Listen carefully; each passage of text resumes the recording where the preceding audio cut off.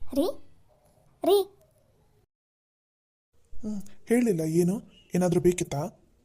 ಏನೂ ಇಲ್ಲ ರೀ. ಯಾಕ್ರಿ ಏನೋ ಯೋಚನೆ ಮಾಡ್ಕೊಂತ ನಿಂತಂಗಿತ್ತು? ಯಾಕೇನಾಯ್ತು?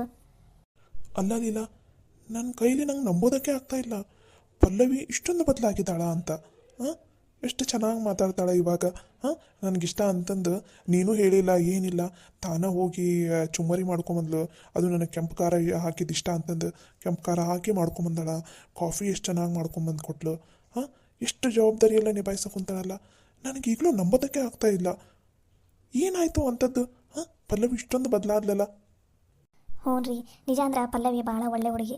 ಆದ್ರೆ ಅವ್ರ ಅವನ ಮಾತು ಕೇಳಿ ಕೇಳಿ ಒಂದು ಸ್ವಲ್ಪ ಹಂಗೆ ಮಾಡ್ತಿದ್ಲಕ್ಕೆ ಅಷ್ಟೆ. ನಾವು ಒಂದು ಸ್ವಲ್ಪ ಬುದ್ಧಿವಾದ ಹೇಳಿದ್ವಿ. ಹಂಗೆ ಅವ್ರ ಮನ್ಯಾಗ ಅವ್ರ ಅಣ್ಣನ ಮಗಳು ನೇತ್ರ ಅಂತ ಅದ. ಆ ಹುಡುಗಿನೂ ಒಂದು ಸಲ ಇಲ್ಲೇ ಕರೆಸಿದ್ವಿ. ಆ ಹುಡುಗಿನೂ ಬಂದು ಒಂದು ಸ್ವಲ್ಪ ತಿಳುವಳಿಕೆ ಬುದ್ಧಿವಾದ ಹೇಳೋದ್ಲು. ಅವಾಗಿಂದ ಪಲ್ಲವಿ ಬದಲಾಗಳ. ಇವಾಗ ಎಷ್ಟು ಜವಾಬ್ದಾರಿ ಬಂದೈತಂದ್ರೆ ದಸರಾ ಹಬ್ಬಕ್ಕೆ ತವ್ರ ಮನೆಗೆ ಹೊಕ್ಕೇನು ನೋಡವ, ಮತ್ತು ಅಲ್ಲೇ ಮಾಡ್ತೇನೆ, ಮದುವೆ ಆದಮೇಲೆ ಮೊದಲನೇ ವರ್ಷ ಅಲ್ಲ ಇದು ಅಂತ ಅಂದಿದ್ದಕ್ಕೆ, ಅಯ್ಯೋ ಬ್ಯಾಡ್ರಿ ಹತ್ತಿರ ನಾನು ತವ್ರ ಮನೆಗೆ ಹೋದ್ರೆ ಇಲ್ಲಿ ಹಬ್ಬ ಮಾಡೋರು ಯಾರು? ನಿಮಗೂ ಬೆಳಗ್ಗೆ ಬೇಗ ಎದ್ದು ಬನ್ನಿ ಗಿಡಕ್ಕೆಲ್ಲ ಹೋಗೋಕ್ಕಾಗಲ್ಲ, ಅದಕ್ಕೋಸ್ಕರ ನಾ ಇಲ್ಲೇ ಮಾಡ್ತೀನಿ ರೀ ಹಬ್ಬ, ತವ್ರ ಮನೆಗೆ ಹೋಗಂಗಿಲ್ಲ ಅಂತ ಅಂದ್ಲು ರೀ. ಹೌದಾ? ಹಂಗಂದ್ಲಾ? ಹ್ಞೂ ರೀ, ನನಗಂತೂ ಭಾಳ ಖುಷಿ ಆತಪ್ಪ. ಈಗಲೂ ನೋಡಲಿಲ್ಲ ನಿಮಗೆ ಏನೇನು ಇಷ್ಟ ಅಂತಂದು ತಾನೇ ಹೆಂಗೆ ಹೇಳಿದ್ಲು. ನಿಮಗೆ ಪುಂಡಿ ಸೊಪ್ಪಿಂದ ಪಲ್ಯ ಆಮೇಲೆ ಚಟ್ನಿ ಎಲ್ಲ ಇಷ್ಟ ಅಂತಂದು ಎಲ್ಲ ತಿಳ್ಕೊಂಡಾಳ್ರಿ. ಈಗ ನನಗೆ ಗೊತ್ತಿಲ್ಲಾಗಿತ್ತು, ನಾನೇ ಹೇಳೋಣ ಅಂತ ಅಂದ್ಕೊಂಡಿದ್ದೆ. ಅದ್ರಷ್ಟ್ರಾಗ ಪಲ್ಲವಿನೇ ಹೇಳಿದ್ಲು ನೋಡಿರಲಿಲ್ಲ. ಈಗೂ ನಾನು ಅಡುಗೆ ಮನೆಗೆ ಹೋಗಿದ್ದೆ, ರೊಟ್ಟಿ ನಾ ಮಾಡ್ತೀನಿ ಸರಿ ಅವ್ವ, ಪಲ್ಯ ಚಟ್ನಿ ಎಲ್ಲ ಮಾಡಿದ್ದೀನಿ, ನೀನು ಸುಸ್ತಾಗೈತಿ ನಾ ರೊಟ್ಟಿ ಮಾಡ್ತೀನಿ ತಗೊಂತಂದ್ರೆ, ಅಯ್ಯೋ ಅತ್ಯಾರ ಬ್ಯಾಡ್ರಿ, ಮಾವರು ಭಾಳ ದಿನದ ಮೇಲೆ ಬಂದಾರ, ಮಾವರಿಗೆ ನಾನೇ ಮಾಡ್ಕೊಡ್ತೀನಿ ಇವತ್ತು. ಮಾವರು ನನ್ನ ಕೈ ರುಚಿ ಹೆಂಗೈತಂತ ನೋಡಿ ಹೇಳಿ ನಾನೇ ಮಾಡ್ತೀನಿ, ನೀವು ಹೋಗಿ ಮಾವರ್ಗೆ ಊಟ ಕರ್ಕೊಂಬರ್ರಿ ಅಂತಂದ್ಲು ರೀ. ಹೌದಾ? ಇಷ್ಟೆಲ್ಲ ಅಂದ್ಲಾ ಪಲ್ಲವಿ? ಹ್ಞೂ ರೀ, ನಿಜ ಹೇಳ್ಬೇಕಂದ್ರೆ ಪಲ್ಲವಿ ಇವಾಗ ನಮ್ಮಿಬ್ರು ತಂದೆ ತಾಯಿ ಮಗಳು ತಂದೆ ತಾಯಿನ ಹೆಂಗೆ ನೋಡ್ಕೋತಾಳೆ ನೋಡು, ಹಂಗೆ ನೋಡ್ಕೊಳಕ್ಕೆ ಕುಂತಾಳ್ರಿ. ಒಟ್ಟ ಇವಾಗ ನಮ್ಮ ಮೇಲೆ ಒಟ್ಟ ಬೇಜಾರಿಲ್ಲ. ನಿಜ ಅಂದ್ರೆ ನೀವು ಬಂದಿದ್ದಕ್ಕೆ ಎಷ್ಟು ಖುಷಿ ಆಗಿತ್ತು ಅಂದ್ರೆ ಆಕೆಗೆ ದಿನ ಕೇಳ್ತಿದ್ಲು, ಅತ್ಯಾರ ಮಾವರಿನ ಮನೆಗೆ ಬರವಲ್ರು, ನೀವರ ಕರೆಸ್ರಿ, ಮಾವರಿದ್ರ ಮನೆ ಚಂದ ಅನಿಸ್ತೈತಿ ಅಂತ ದಿನ ಹೇಳಕ್ಕೆ. ನಾನು ಬರ್ತಾರವ ಇನ್ನೊಂದು 2 ದಿನ ಬರ್ತಾರವ ಅಂದಾಗೆಲ್ಲ ಬೇಜಾರಾಕಿದ್ಲಕ್ಕೆ. ಇವಾಗ ನೀವು ಬಂದಿದ್ದಕ್ಕೆ ಎಷ್ಟು ಖುಷಿ ಆಗಿತ್ತು ಅಂದ್ರೆ ನೋಡ್ರಲ್ಲ, ಅಡುಗೆ ಮನ್ಯಾಗ ನಮ್ಮನೆ ಅಡುಗೆ ಮಾಡಿಟ್ಟಾಳೆ ನೀವು ಬಂದಿದ್ದಕ್ಕೆ. ಹೌದಾ? ಅಬ್ಬಾ, ನನಗಂತೂ ಇವಾಗ ಭಾಳ ಖುಷಿ ಆತಪ್ಪ. ಇವಾಗ ಹೆಂಗೆ ಮಗಳು ಅಂತೀನಿ ನೋಡು, ಮಗ ಸೊಸಿ ಇಬ್ಬರು ಖುಷಿಯಾಗಿ ನಕ್ಕೊಂತ ಅದಾರಿಲ್ಲ. ಹ್ಞೂ ರೀ, ಇವಾಗಿಬ್ಬರು ನಕ್ಕೋಂತ ಅದಾರ ನೋಡ್ರಿ ಮನ್ಯಾಗ. ಏನಂದ್ರೆ ಏನು ಚಿಂತಿಲ್ಲಪ್ಪ. ನಾ ಅಂತೂ ಭಾಳ ಖುಷಿ ಆಗದಿ ನೋಡ್ರಿ. ನಿಜ ಹೇಳ್ಬೇಕಂದ್ರೆ ನಿಮಗೂ ಫೋನಾಗ ಹೇಳ್ಬೇಕಂತ ಅಂದ್ಕೊಂಡಿದ್ದೆ, ಆದರೆ ಬೇಡ, ನೀವ ಮನೆಗೆ ಬಂದ ಮೇಲೆ ನೋಡಿದ ಮೇಲೆನ ಅದು ಖುಷಿ ಇರುತ್ತಲ್ಲ, ಅದು ಖುಷಿನೇ ಬೇರೆ. ಅದಕ್ಕೋಸ್ಕರ ನಿಮಗೆ ಫೋನಾಗ ಏನು ಹೇಳಿಲ್ಲಾಗಿದ್ದೆ ನಾನು. ನಿಜ ಲೀಲಾ, ನನಗಂತೂ ಭಾಳ ಅಂದ್ರೆ ಭಾಳ ಖುಷಿ ಆತಪ್ಪ ಇವತ್ತು. ನಮ್ಮ ಪಲ್ಲವಿ ನೋಡಿ ಇಷ್ಟೆಲ್ಲ ಬದಲಾಗೈತಿ. ಪಲ್ಲವಿ ಬದಲಾಗಿದ್ದಕ್ಕೆ ಮನೆ ಎಲ್ಲ ಎಷ್ಟು ಲವಲವಿಕೆ ಆಗೈತೆ ಅಂದ್ರೆ ನನಗಂತೂ ಭಾಳ ಖುಷಿ ಆತಪ್ಪ. ಎಲ್ಲಿ ಮನ್ಯಾಗ ಮತ್ತು ಅದ ಜಗಳ ಅದ ರಾಮಾಯಣ ಇರುತ್ತೋ ಏನು ಅಂತ ಅಂದ್ಕೊಂಡು ಬಂದೆ ಅಲ್ಲಿಂದ. ಆದ್ರೆ ಮನೆಗೆ ಬಂದಮೇಲೆ ಎಷ್ಟು ಸಮಾಧಾನ ಅನ್ನಿಸ್ತು, ಎಷ್ಟು ಖುಷಿ ಅನ್ನಿಸ್ತಂದ್ರೆ, ಒಬ್ಬ ಇಷ್ಟು ದಿನ ಯಾಕಪ್ಪ ನಾನು ಹೊರಗಡೆ ಇದ್ದೆ ಅಂತ ಅನ್ಸಕೊಂಡ್ಬಿಟ್ಟೈತಿ ನನಗೆ. ಸರಿ, ಇನ್ಮೇಲೆ ನೀವು ಹೊರಗಡೆ ಇಷ್ಟಿಷ್ಟು ದಿನ ಎಲ್ಲ ಹೋಗಕ್ಕೆ ಹೋಗ್ಬೇಡ್ರಿ. ಬೆಳಗ್ಗೆ ಹೋಗೋದು ಸಂಜೆಗೆ ಬರೋದು ಮಾಡಿರಿ, ಸರಿನಾ? ಆತಪ್ಪ, ಇನ್ಮೇಲೆ ಎಲ್ಲೂ ಹೊರಗಡೆ ಹೋಗಂಗಿಲ್ಲ. ಆಫೀಸ್ಗೆ ಹೋಗೋದು ಮನೆಗೆ ಬರೋದು ಅಷ್ಟೇ. ಇನ್ಮೇಲೆ ನಮ್ಮ ಸೊಸಿ ಕೈಯಂದು ಊಟ ಮಾಡ್ಕೊಂತ ಇದ್ಬಿಡೋದು ಮನ್ಯಾಗ. ನಾ ನೋಡ್ರಿ ನಿಮ್ಗೆ ಊಟಕ್ಕೆ ಅಂತ ಕರೆಯಾಕೆ ಬಂದು ಇಲ್ಲೇ ನಿಮ್ಮ ಜೊತೆ ಮಾತಾಡ್ಕೊಂಡು ನಿಂತೀನಿ. ಪಲ್ಲವಿ ಪಾಪ ಬಿಸಿ ಬಿಸಿ ರೊಟ್ಟಿ ಮಾಡಕೊಂತಾಳೆ. ನಿಮಗೆ ಅಲ್ಲಿ ಬಂದಮೇಲೆ ಹಂಚಿನಂದು ರೊಟ್ಟಿ ತೆಗೆದು ನಿಮ್ಮ ತಾಟ್ನಾಗ ಹಾಕ್ತಾಳಂತ. ಬಿಸಿ ಬಿಸಿ ರೊಟ್ಟಿನ ತಿನ್ಬೇಕಂತ ನೀವು ಅದಕ್ಕೆ ಹೇಳಿ ಕಳ್ಸಾಳಕ್ಕೆ ನನಗೆ. ಬರ್ರಿ ಊಟ ಮಾಡಂತ್ರಿ ಅಂತ, ಊಟ ಮಾಡಿ ಮುಗುಳಂತ್ರಿ ಅಂತ. ಮೊದಲು ಸುಸ್ತಾಗೈತಿ ಇವತ್ತು ಜರ್ನಿ ಮಾಡಿ. ಸರಿ ಸರಿ ನಡಿ, ಹಂಗಾರ ನಾನು ನನ್ನ ಸೊಸಿದು ಕೈ ರುಚಿ ನೋಡ್ತೀನಿ ಹೆಂಗೈತಂತಂದು. ನೀನು ಕೈಯಂದು ತಿಂದು ನನಗೆ ಬೇಸರ ಆಗೈತಾ? ಇನ್ಮೇಲೆ ನನ್ನ ಸೊಸಿ ಕೈ ರುಚಿ ನೋಡ್ತೀನಿ ಹೆಂಗೈತಂತಂದು. ಸಾಕು ನನಗೆ ಬೈದು ಸೊಸಿನ ಮೇಲೆ ಎತ್ತಿಡ್ದಿದ್ದು. ಬರ್ರಿ ಫಸ್ಟ್ ಆಕೆ ಮಾಡಿದ್ದು ಹೆಂಗೈತಂತ ತಿನ್ನು ಬರ್ರಿ. ಅದು ಪಾಪ ಎಷ್ಟೊತ್ತಾತ ರೊಟ್ಟಿ ಮಾಡಕ್ಕೆ ಕುಂತೈತಿ. ಬರ್ರಿ. ನಡಿ ನಡಿ.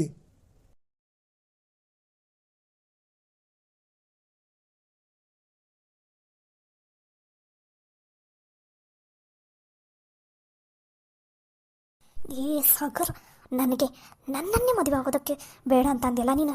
ನಿನ್ನನ್ನು ಮಾತ್ರ ನಾನು ಸುಮ್ಮನೆ ಬಿಡೋದಿಲ್ಲನು, ನಿನ್ನನ್ನು ಮಾತ್ರ ಸುಮ್ಮನೆ ಬಿಡೋದಿಲ್ಲ. ನನಗಿಷ್ಟೊಂದು ನೋವು ಮಾಡಿರೋ ನೀನು ಮತ್ತು ನೇತ್ರ ಅದು ಹೆಂಗೆ ಖುಷಿಯಾಗಿರ್ತೀರೋ ನಾನು ನೋಡೇ ಬಿಡ್ತೀನಿ. ಇಷ್ಟೆಲ್ಲ ಆಸೆ ಕನಸುಗಳನ್ನು ಇಟ್ಕೊಂಡಿದ್ದೆ ನಾನು ನಿನ್ನ ಮೇಲೆ. ಆದರೆ ನೀನು ಆಫ್ಟರ್ ಆಲ್ ಒಬ್ಬ ಹಳ್ಳಿ ಹುಡುಗಿ ಸಲುವಾಗಿ ನನ್ನನ್ನು ಮದುವೆ ಆಗೋದಕ್ಕೆ ರಿಜೆಕ್ಟ್ ಮಾಡಿದೆಯಲ್ಲ ನೀನು ಈ ಜೀವನದಲ್ಲಿ ಈ ಜನ್ಮದಲ್ಲಿ ನೀನು ಖುಷಿಯಾಗಿರಬಾರ್ದು. ಹಂಗೆ ಮಾಡ್ತೀನಿ ನಾನು. ನಿನ್ನನ್ನು ಮಾತ್ರ ಸುಮ್ಮನೆ ಬಿಡೋದಿಲ್ಲ. ನಿಮ್ಮಿಬ್ಬರು ಜೀವನ ಹಾಳು ಮಾಡಲಿಲ್ಲ ಅಂದ್ರೆ ನನ್ನ ಹೆಸರು ಕೃತಿನೇ ಅಲ್ಲ. ಎಷ್ಟು ಕೊಬ್ಬು ನಿನಗೆ, ಎಷ್ಟು ಕೊಬ್ಬು ನಿನ್ನ. ಯಾರು ಹಿಂದೆನೂ ಓದೋಳಲ್ಲ ನಾನು. ಎಲ್ಲ ಎಷ್ಟೊಂದು ಜನ ಗಂಡ್ಮಕ್ಳು ನನಗೆ ಪ್ರಪೋಸ್ ಮಾಡಿದರು, ಆದರೆ ನಾನು ಯಾರಿಗೂ ಓಕೆ ಅಂತಂದಿಲ್ಲ. ಆದರೆ ನಾನು ನಿನ್ನನ್ನು ಇಷ್ಟಪಟ್ಟಿದ್ದಕ್ಕೋಸ್ಕರ ಫಾರಿನಿಂದ ಇಲ್ಲಿಗೆ ಬಂದಿದ್ದೆ ನಾನು. ಆದರೆ ನೀನು ನನ್ನನ್ನೇ ರಿಜೆಕ್ಟ್ ಮಾಡಿದೆಯಲ್ಲ ನೀನು ಸಾಗರ್. ನಿನ್ನನ್ನು ಮಾತ್ರ ನಾನು ಖುಷಿಯಾಗಿರೋದಕ್ಕೆ ಬಿಡೋದಿಲ್ಲ. ನನಗೆ ಇಷ್ಟು ನೋವು ಮಾಡಿರೋ ನೀವಿಬ್ಬರು ಜೀವನ ಪರ್ಯಂತ ನರಳಿ ನರಳಿ ಸಾಯಬೇಕು. ಹಂಗೆ ಮಾಡ್ತೀನಿ ನಾನು. ಏನೇತ್ರ ಹಾಳದೋಳೆ, ನೀನು ಗೆದ್ದೆ ಅಂತ ತಿಳ್ಕೊಳ್ಳೋದಕ್ಕೆ ಹೋಗಬೇಡ. ಇನ್ನು ಮೇಲಿದೆ ನೋಡು ಈ ಕೃತಿ ಆಟ ಏನು ಅಂತ ತೋರಿಸ್ತೀನಿ. ನನ್ನನ್ನು ಏನಂತ ಅಂದ್ಕೊಂಡಿದ್ಯಾ ನೀನು? ಹಾಂ, ನನ್ನನ್ನೇ ಸೋಲಿಸಿದ್ಯಾ ಅಂತ ನೀನು ಅಂದ್ಕೊಂಡಿರ್ಬೋದು. ಆದರೆ ನೀನು ಅದು ಹೆಂಗೆ ಸಾಗರನ ಮದುವೆ ಆಗ್ತೀಯಾ ನಾನು ನೋಡೇ ಬಿಡ್ತೀನಿ. ಆಫ್ಟರ್ ಆಲ್ ಒಬ್ಬ ಹಳ್ಳಿ ಹುಡುಗಿ ನೀನು. ಹಾಂ, ನೀನು ನನ್ನ ಹತ್ರ ಚಾಲೆಂಜ್ ಹಾಕಿ ಗೆಲ್ತೀನಿ ಅಂತ ಅಂದ್ಕೊಂಡಿದ್ದೀಯಾ? ನೋ, ಚಾನ್ಸೇ ಇಲ್ಲ. ಏನು ಇದ್ರು ಈ ಕೃತಿಗೆ ಗೆಲುವಾಗಿರಬೇಕು. ನನಗೆ ಸಿಗದೆ ಇರೋ ಆ ಸಾಗರ್ ನಿನಗೂ ಸಿಗಬಾರ್ದು ಅಷ್ಟೇ. ಏನು ಮಾಡಲಿ ಅವರಿಬ್ಬರು ಮಾತ್ರ ಒಂದಾಗಬಾರ್ದು. ಈ ಸಾಗರ್ ಮಾತ್ರ ಜೀವನದಲ್ಲಿ ಯಶಸ್ಸು ಕಾಣಬಾರ್ದು, ನೆಮ್ಮದಿಯಾಗಿರಬಾರ್ದು. ಅವನಷ್ಟೇ ಅಲ್ಲ, ಅವನ ಮನೆಯಲ್ಲಿರೋರು ಯಾರೂ ಖುಷಿಯಾಗಿರಬಾರ್ದು. ಹಂಗೆ ಮಾಡೋವರೆಗೂ ನನಗೆ ಸಮಾಧಾನ ಇಲ್ಲ. ಏನು ಮಾಡಲಿ ನಾನು ಏನು ಮಾಡಲಿ? ಕೃತಿ, ಯಾಕಮ್ಮ ಇಷ್ಟೊಂದು ಚೀರಾಡ್ತಿದೆಯಲ್ಲ? ಬೇಜಾರು ಮಾಡ್ಕೋಬೇಡಮ್ಮ ಕೃತಿ. ಏನು ಡ್ಯಾಡಿ ಬೇಜಾರು ಮಾಡ್ಕೋಬಾರ್ದು? ಹಾಂ, ನನ್ನ ಮುಂದೆ ಚಾಲೆಂಜ್ ಮಾಡಿದಾಳ ಆ ನೇತ್ರನ ಮಾತ್ರ ನಾನು ಸುಮ್ಮನೆ ಬಿಡೋದಿಲ್ಲ ಡ್ಯಾಡಿ. ಅವರಿಬ್ಬರಿಗೂ ಒಂದು ಗತಿ ತೋರಿಸೋವರೆಗೂ ನನಗೆ ನೆಮ್ಮದಿ ಇಲ್ಲ ಅಷ್ಟೇ. ಸರಿನಮ್ಮ ಕೃತಿ, ಅವರಿಬ್ಬರಿಗೂ ಒಂದು ಗತಿ ತೋರಿಸೋಣಂತ. ಆದರೆ ನೀ ಮಾತ್ರ ಈ ಥರ ಎಲ್ಲ ಸಿಟ್ಟು ಮಾಡ್ಕೊಂಡು ಊಟ ಬಿಡೋದು, ಆಮೇಲೆ ಇಷ್ಟೊಂದೆಲ್ಲ ಸಿಟ್ಟು ಮಾಡ್ಕೊಂಡು ಮತ್ತು ಸಿಟ್ಟಿನಲ್ಲಿ ಏನಾದರೂ ಅನಾಹುತ ಮಾಡ್ಕೋಬೇಡಮ್ಮ ಕೃತಿ. ನಿನ್ನ ಕೈ ಮುಗಿತೀನಮ್ಮ, ನನಗಿರೋದು ನೀನು ಒಬ್ಬಕ್ಕೆ ಮಗಳು. ಕೈ ಮುಗಿತೀನಮ್ಮ, ಹಂಗೆಲ್ಲ ಮಾಡ್ಕೊಳ್ಳೋದಕ್ಕೆ ಹೋಗ್ಬೇಡ. ನೋ ಡ್ಯಾಡಿ, ನಾನು ನಿನ್ನ ಮಗಳು. ನಾನು ಹೇಡಿಯಾಗಿ ಸಾಯ್ತೀನಿ ಅಂತ ಅಂದ್ಕೊಂಡಿದ್ದೀರಾ? ಚಾನ್ಸೇ ಇಲ್ಲ. ಅವರಿಬ್ಬರನ್ನು ಸಾಯಿಸ್ತೀನಿ ಹೊರತು ನಾನು ಮಾತ್ರ ಸಾಯೋದಿಲ್ಲ.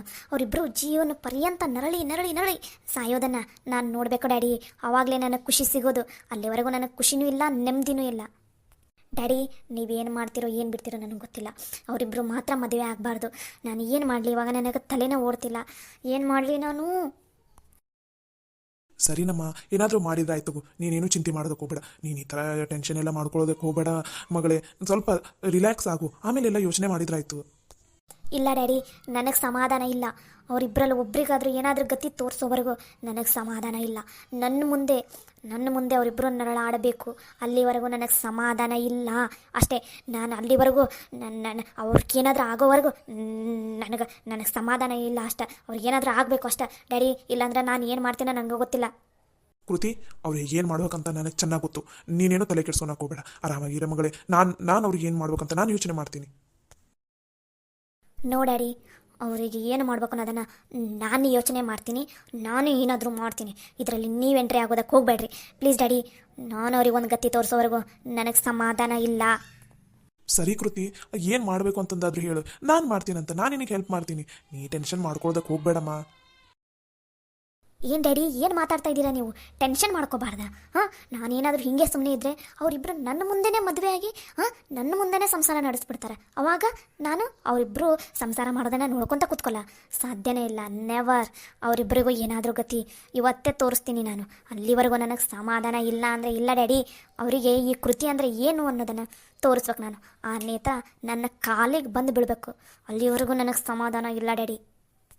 ಆ ಸಾಗರು ಅಷ್ಟೇ. ಕೃತಿ, ನಾನು ನಿನ್ನನ್ನೇ ಮದುವೆ ಆಗ್ತೀನಿ, ನಂಗೆ ನೇತ್ರ ಬೇಡ, ಯಾರೂ ಬೇಡ ಅಂತ ಅವನಾಗೆ ಅವನು ಬಂದು ನನ್ನ ಕಾಲು ಹಿಡ್ಕೋಬೇಕು. ಅವನಷ್ಟೇ ಅಲ್ಲ, ಅವ್ರ ತಂದೆ ತಾಯಿ ಅಕ್ಕ ಎಲ್ಲರೂ ಬಂದು ನನ್ನ ಕಾಲು ಹಿಡ್ಕೋಬೇಕು.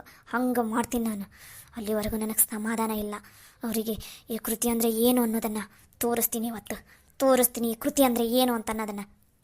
ಆ ನೇತ್ರ ಸಾಗರ್ಗೆ ಹೇಗೆ ಪಾಠ ಕಲಿಸ್ತೀನಂದರೆ, ಇನ್ನೊಂದು ಸಲ ನನ್ನ ಎದುರುಗಡೆ ಬಂದು ನಿಂತ್ಕೊಳ್ಳೋದಕ್ಕೂ ಹೆದರಿರ್ಬೇಕು ಅವರು. ಆ ಥರ ಪಾಠ ಕಲಿಸ್ತೀನಿ ಇವತ್ತು ಅವರಿಗೆ. ಅಯ್ಯೋ ದೇವ್ರಿ, ನನ್ನ ಮಗಳು ಇಷ್ಟೊಂದು ಸಿಟ್ಟು ಮಾಡ್ಕೊಂಡು ಹೋದ್ಲಲ್ಲಪ್ಪ. ಸಿಟ್ಟಿನಲ್ಲಿ ಏನಾದರೂ ರಾಂಗ್ ಡಿಸಿಷನ್ ತೊಗೊಂಡ್ಬಿಟ್ರೆ? ಇಲ್ಲ, ನನ್ನ ಮಗಳಿಗೆ ಒಂದೆರಡು ದಿನ ತಾಳ್ಮೆಯಿಂದ ಇರು ಅಂತ ಹೇಳಬೇಕು.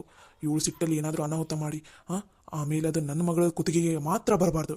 ನನ್ನ ಮಗಳಿಗೆ ಮಾತ್ರ ಯಾವುದೇ ರೀತಿಯಿಂದ ತೊಂದರೆ ಆಗಬಾರ್ದು. ಆ ಥರ ಪ್ಲ್ಯಾನ್ ಮಾಡ್ಬೇಕು ನಾನು.